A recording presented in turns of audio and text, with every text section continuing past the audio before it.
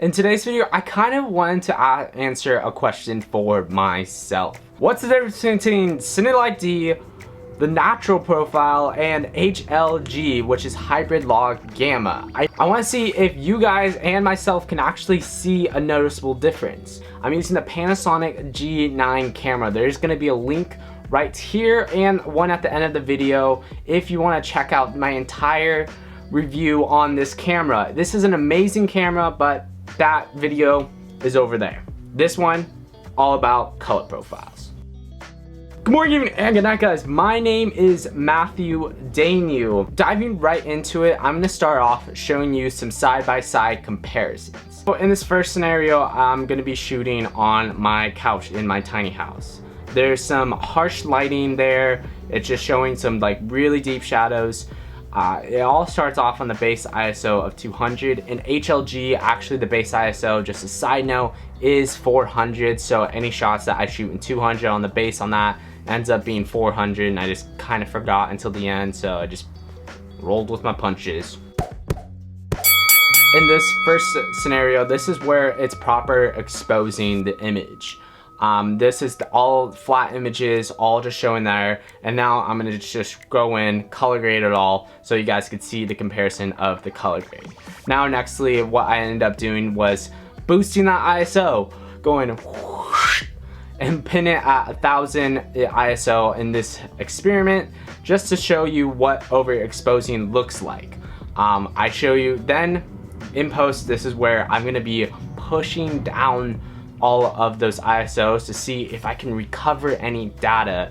If you notice in the HLG, I'm able actually to recover so much data compared to the other profiles. Finally, I did some couple outside examples using the ND filter, just going between the settings, boosting the ISO, see if I can pull down anything back in post and recover anything. This is when I overexpose. This is using harsh lighting. Definitely this is not ideal filming conditions. This is just to show the color profiles itself. Little disclaimer for why I didn't introduce or why I didn't use Vlog in this testing today is because it costs an extra $100 for this camera, and I just haven't decided to pay that money yet. But there is probably in the future I will eventually upgrade, and I'll do another test between my favorite settings and profiles versus Vlog. In conclusion, which one is the best color profile for you? I kind of want to break it down a little bit for natural. Anyone that's using the natural profile, this is going to be creating amazing colors right straight out of the camera. You're losing a little bit of control and a little bit of dynamic range in the video, but at the same time you are also going to be able to capture amazing footage and still impress a lot of your friends with little to no color grading necessary. Cinelike D.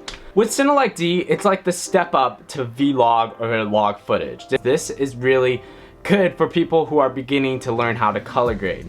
It's a good stepping stone, and it still produces amazing images. You are able to recover some data, but you won't go wrong in color grading when you go with Cinelike D. HLG. The reason that I personally don't use HLG is because I can't really cross-platform it with my other cameras as much. Do get a lot out of it though, to say the least.